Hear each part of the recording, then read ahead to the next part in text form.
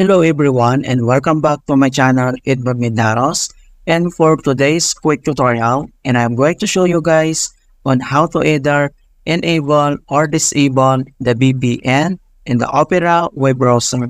And without further ado, let's go ahead.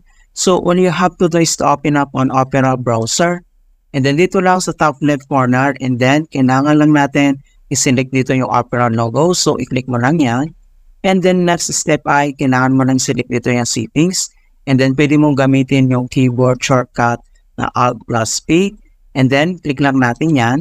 And then next step ay dito lang sa right side, kailangan mo lang mag-scroll down, and then dito sa pinakadulo makikita mo dito yung advanced, and then kailangan mo lang i-click tong arrow na to para mag-expand.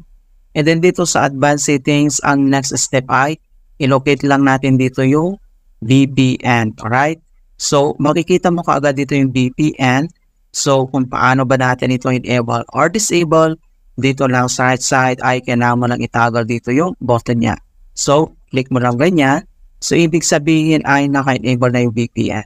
So, browse with VPN to prevent third parties from tracking you.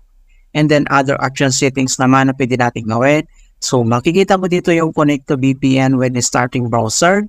And then yung enable default search engines by bypassing VPN, enable internet sites by bypassing VPN, and then yung manage additional VPN bypass rules. So dito sa right side, so same things, pwede mong enable or disable siya.